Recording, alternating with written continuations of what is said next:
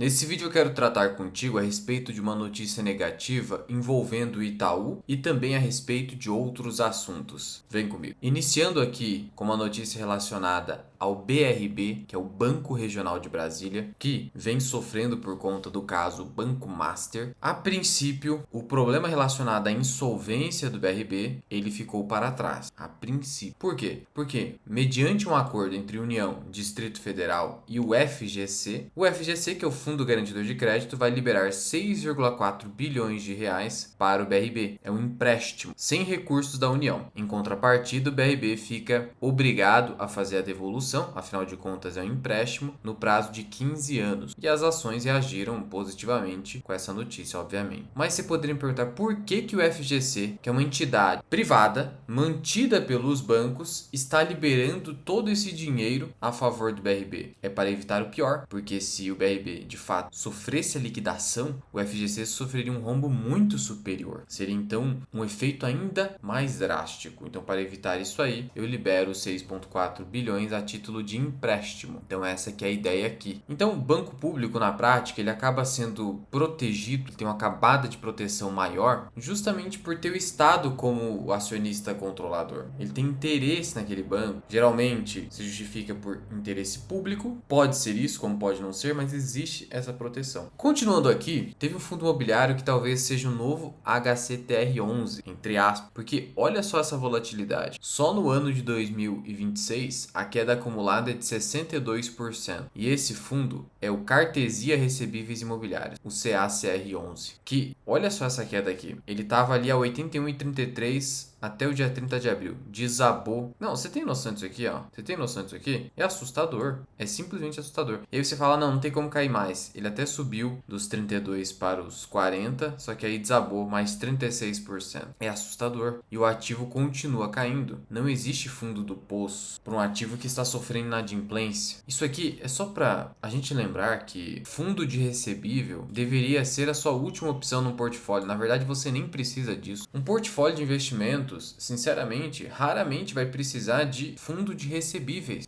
Consegue entender isso? Para que eu preciso colocar na minha carteira de investimento fundo que investe em crédito imobiliário? Eu preciso disso? Salvo se eu for um especialista em crédito imobiliário, para que eu vou ficar enchendo a minha carteira de fundo de papel? Então eu acho um erro essa ideia de que eu tenho que ter 30, 40%, às vezes até mais, dentro da minha carteira de fundos imobiliários, em fundos de recebíveis. Mesmo aqueles recebíveis de mais baixo crédito, não é recomendável. Pode ter crédito imobiliário? Pode. Pode ter recebível? Pode, mas o percentual pequeno. Ainda mais agora no Brasil, onde a inadimplência da pessoa física, conforme dados do Banco Central, está quase atingindo 15%. Você tem noção desse patamar de inadimplência? E não para na pessoa física. Isso irradia para as empresas. Os negócios, eles dependem das pessoas físicas para consumir. O consumo estando restrito pela taxa de juros elevada, isso acaba impactando nas empresas que não conseguem honrar seus compromissos, não conseguem pagar os seus credores. Então, na prática, você está sendo um credor que está sofrendo com a inadimplência. Então, esse é o grande problema. Continuando aqui, a respeito da privatização da Copasa, tá rolando ali um certo ruído a respeito disso, uma certa dificuldade, melhor dizendo, que é o quê? Até então, não se sabia qual seria o preço mínimo de venda que o governo do estado de Minas Gerais aceitaria para vender a Copasa. Que na prática, a privatização é isso, a venda da participação que o estado tem, total ou parcialmente, no fundo é parcial, mas perde o controle acionário para a iniciativa privada. E agora, já se sabe qual é o valor. O valor mínimo é de R$ 47,23.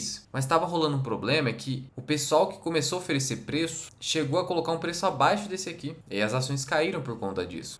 Então, no fundo, a gente está falando de R$ 47,23, pensando no valor patrimonial de R$ 23, ó. Na prática, a gente está falando que o Estado aceita receber, pela Copasa, 2 vezes o valor patrimonial da ação, que é o múltiplo mais alto da história da empresa. Olha aqui no histórico. A gente nunca viu nada parecido, até mesmo em 2019, quando a gente teve uma euforia na nossa Bolsa de Valores. Sendo assim, Copasa tornou-se não mais, pelo menos no presente momento, um case de fundamento, tornou-se um case de evento privatização. E o que acontece é que o Estado ele precisa de um acionista de referência, que queira ficar com 30% da empresa, para poder fazer a transição de gestão. Depende aí de um capex enorme, de vários bilhões de reais que as empresas de saneamento vêm fazendo para cumprir com as metas de universalização de esgoto. Então tudo isso está dando uma travada. E aí o que acontece? Eu tenho colocar um preço mínimo, eu preciso que a iniciativa privada aceite e um acionista de referência, como aconteceu no modelo de privatização ali da Sabesp. Se isso não acontecer, eu não consigo dar andamento nessa venda. E aí tem um detalhe, a decisão é muito difícil, porque se eu abaixar o preço para conseguir vender, isso eu posso ter problema com o Tribunal de Contas, com a Justiça, que eu não posso, teoricamente, dispor a respeito do preço de uma empresa estatal, até então estatal. Eu preciso cobrar caro, necessariamente. Só que a iniciativa privada, especialmente ações de referência, não vai querer pagar caro demais. E a ação já está cara. Você compraria Copasa agora na Bolsa de Valores? Mesmo a R$ 47,00? Então essa é a dificuldade. Até porque quando você se torna um acionista de referência, você fica impedido de vender a ação por um longo período, que é o lock-up. Olha só aqui, ó, o investidor de referência da Copasa deverá se comprometer a comprar 30% da empresa, que é o que eu falei, e terá um lock-up de 100%, ou seja, vou ficar impedido de vender todas as ações compradas por 4 anos, e de 50% até 2033 ou até, se isso ocorrer antes, a universalização do serviço de saneamento. Então existem aqui algumas restrições, que é um preço alto, 30% para chegar na acionista de referência e lock-up longo. A Itaúsa, a princípio, junto com a Livorno ali da Aegea, pretende comprar esses 30%, mas é óbvio que a Itaúsa não vai pagar caro demais. Aqui o pessoal sabe ganhar dinheiro. Sendo assim, essa privatização da Copasa pode não sair tão rápido assim, mas vai acabar saindo, na minha opinião, porque o mercado já precificou isso já há bastante tempo, a ação já está bem cara por conta disso, então acho um cenário muito improvável essa privatização não sair. Vamos aguardando. Agora, tratando aqui da notícia relacionada ao Itaú, saiu o seguinte na mídia: Itaú terá de ressarcir clientes por cobranças indevidas que duraram 14 anos. O que aconteceu aqui? O Itaú fez um acordo com o Ministério Público de Minas Gerais e com o IDEC, que é o Instituto Brasileiro de Defesa do Consumidor. Esse acordo decorre de um processo que foi iniciado em 2016. Essa aqui é a petição inicial do Ministério Público. 2016, 10 anos para sair um acordo.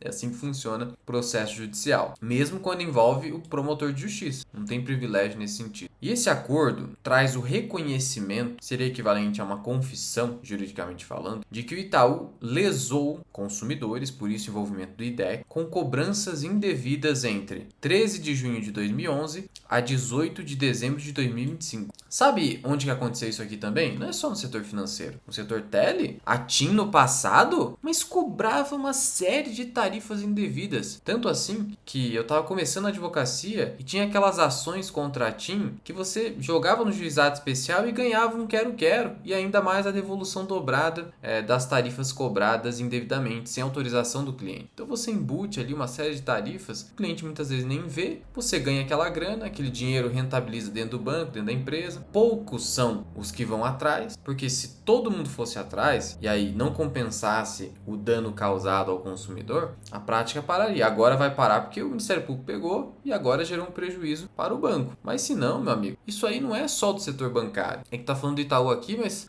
você vai achar por aí. Eu não tô passando pano para essa prática, eu acho um absurdo. Mas é uma prática que ocorre. Não é só do setor bancário ou de um banco ou outro. No fundo, é o consumidor, é o usuário que precisa estar atento para não deixar isso acontecer. E assim, quais seriam essas cobranças indevidas? Que quem passou por ela tem direito ao ressarcimento. Em uma reclamação, por exemplo, fala de seguro casa. Então assim, é basicamente produto de seguro, embutindo seguro dentro da fatura de cartão de crédito. Então, o que acontece? O gerente do banco, o banco, sabe que dentro de uma fatura tem uma série de rubricas. Aí passa um segurinho lá de R$ 12,99 por mês, ninguém vê. É uma lesão pequena, só que no acumulado gera uma boa receita para o banco. No mundo ideal, a gente deveria ter 100% de transparência e 100% de honestidade, mas infelizmente não é isso que acontece. E aí agora o banco vai pagar a conta. E o investidor também, na prática, acaba sofrendo pelo menos no curto prazo. E o Itaú já até publicou uma nota dizendo que o acordo é legítimo, foi assinado, tá tudo certo, e que consumidores que tenham identificado a cobrança indevida de seguros na fatura do cartão de crédito Itaú ou de parceiros poderão solicitar o ressarcimento. Então já é algo assim já líquido e certo. Dá uma olhada na sua fatura se você usa Itaú, às vezes tem alguma coisa para pedir ressarcimento. As ações nesse momento estão caindo, mas dificilmente é por conta dessa notícia. Sabe por quê? Ó, eu vou pegar aqui na demonstração de resultado do Itaú, aonde que entra esses seguros cobrados indevidamente e de má fé, inclusive, porque tem muita má fé aqui. Olha só, aqui você tem a receita do banco no primeiro trimestre de 2026, que é o produto bancário. E aí, logo abaixo você tem a receita de prestação de de serviço e logo abaixo receita de operações de seguro. Dá para encaixar aqui, né? A gente está falando de seguro dentro da fatura, 3,5 bi de receita. Isso dá mais ou menos 7,4% de receita, pensando na receita total do banco. E dentro dessa fração de 7,4%, essas lesões devem representar uma fração mínima. Por isso que o mercado não reage tão negativamente. Se fosse um verdadeiro rombo, aí sim você teria bastante volatilidade nas ações. A queda que a gente está vendo é uma queda em linha com a correção do Ibovespa. Então veja que, do ponto de vista do investidor, na prática vai ter uma perda, mas é uma perda insignificante. Eu me preocuparia muito mais com a perda reputacional do Itaú. Porque o Itaú, de acordo com os números, e aí eu estou falando aqui de análise fundamentalista, ele é o melhor banco do país. É o que entrega o menor nível de inadimplência, é o que tem o maior retorno do seu patrimônio líquido ao longo do tempo, é o que entrega as melhores margens, a melhor margem financeira está aqui, índice de Basileia controlado, tem quase a melhor eficiência, índice de eficiência. Então assim, os melhores indicadores operacionais e de rentabilidade estão aqui no Itaú, e até mesmo em termos de governança corporativa. Por outro lado, tem o risco reputacional de ficar fazendo esse tipo de coisa. A TIM sofreu muito com isso. Hoje o pessoal investe na TIM e nem se lembra, não tá nem aí com isso. Mas na época era complicado, tanto assim que eu me traumatizei com a TIM. Eu não utilizo a TIM mais,